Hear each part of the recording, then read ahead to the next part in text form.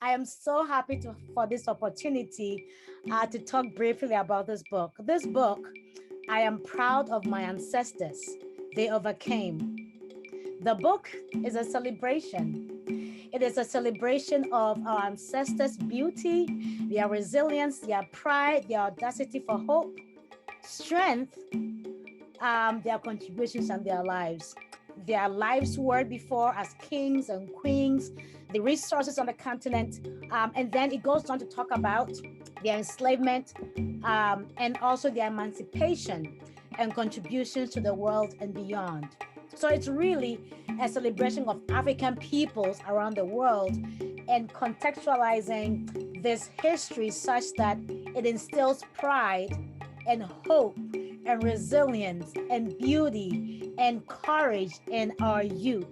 So the book is in 4 parts. The first part is the roots section, where I talk about Africa, the beauty, the resources, what our African ancestors did, the many languages they spoke, the music they sang and created, their storytelling, and just being themselves, our hair, their nose, just their physique and how they loved all those body parts.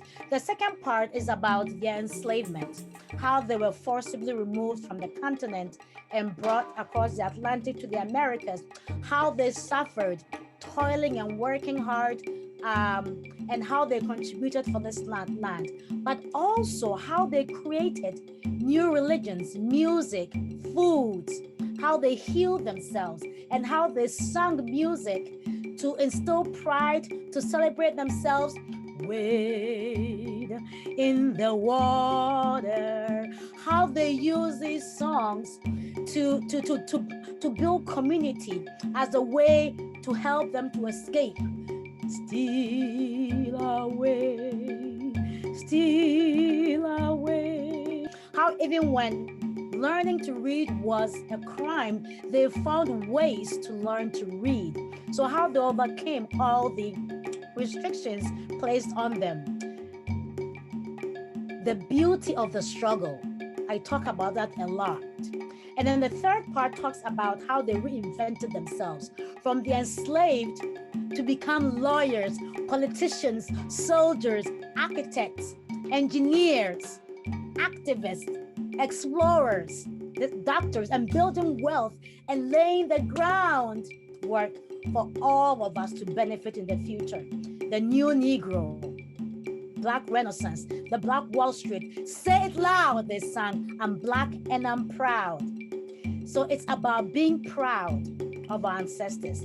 Finally, in the last part, I talk about moving forward, having laid this groundwork, from Africa to the enslavement to emancipation, and how our ancestors invented themselves. How can we move forward? So here, the reader is saying, I am going to do this.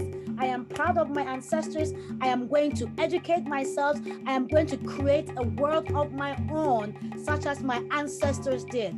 I am going to be proud, look up, keep moving. Nothing is going to stop me.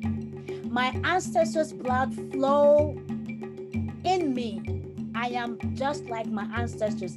I am going to create me a world. I am going to be proud. Word, I am going to do this. Black excellence. I am going to create my own Black excellence. Going to be me. Nothing is going to stop me. Unapologetically Black with permission from nobody. So that is part 4. It's about pride and about how the youth looks forward to becoming proudful and beautiful citizens of the world. And then there is also a glossary where certain words that are used in the book are defined briefly. There's also worksheets in the back where readers are able to reflect upon and connect with what they've read, and also answer their own questions about how they are going to proceed to continue our ancestors' journey. So that is the book. It's a beautiful book, well illustrated, and I have the illustrator here, my son, who will talk about the process.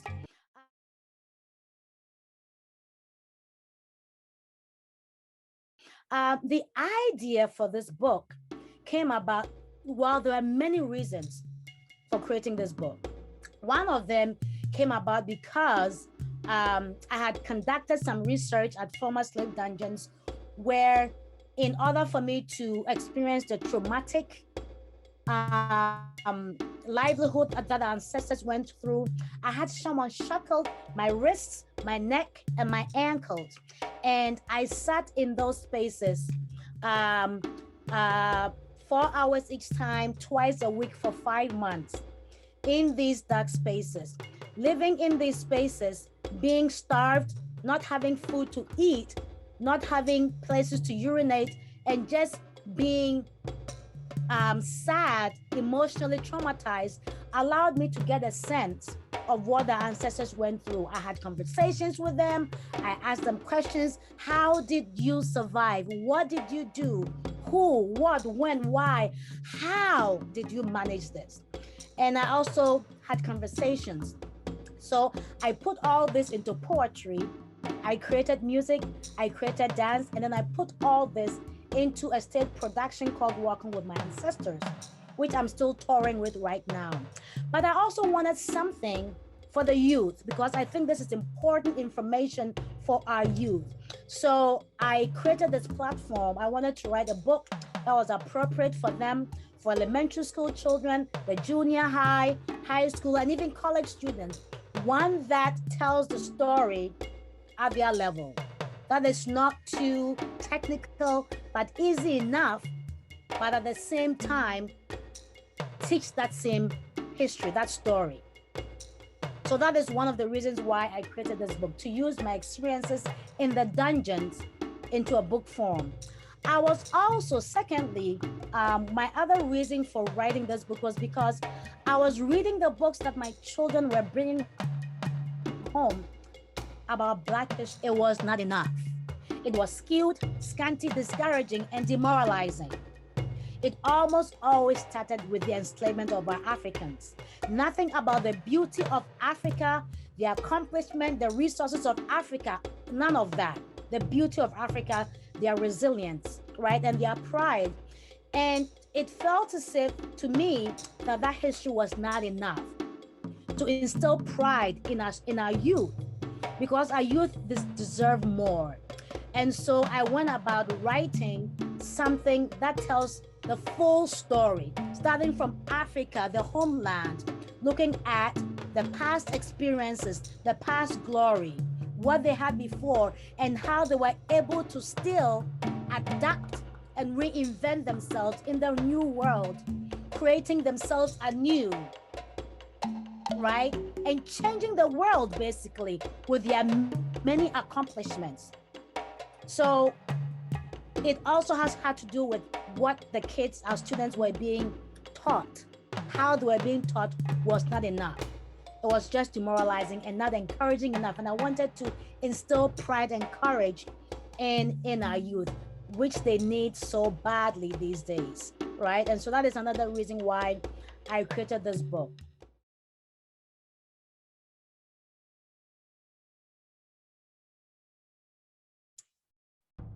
I enjoyed writing about Africa.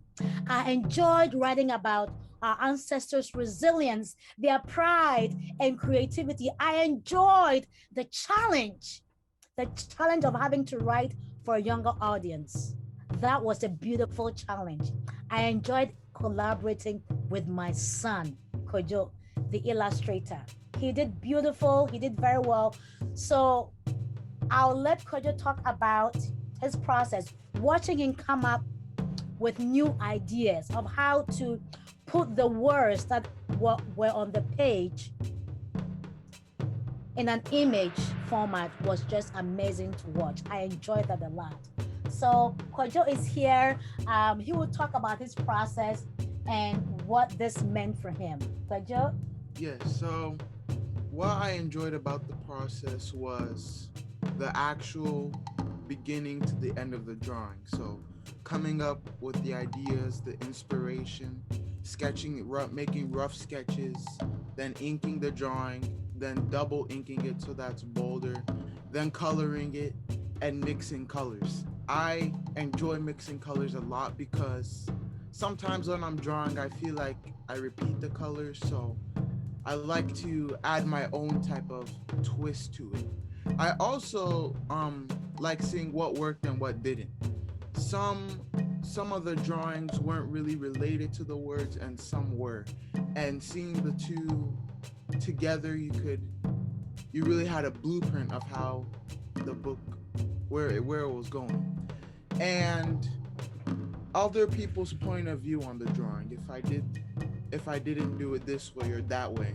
I take it all into I take it all into when I'm drawing. I try to remember all those things.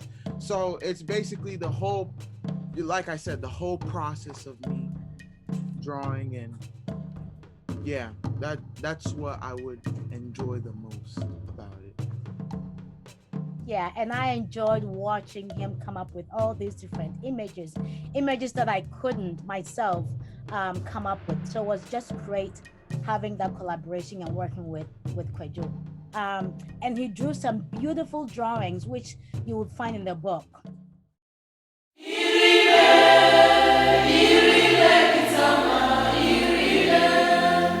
This book, this project is hugely important.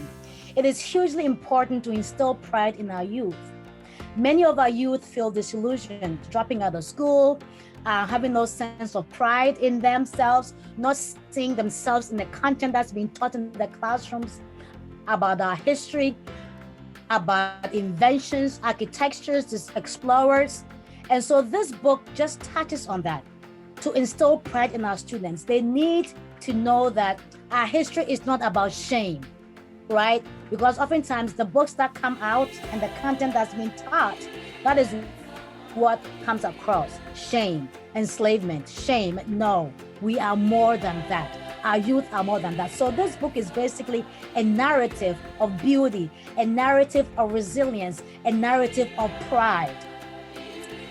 They do not need to be demoralized, right? Where Africa is made to look like a jungle, it's more than that. Where Africans are made to look like savages, we are more than that, right? Our history is misrepresented and diluted in the classrooms.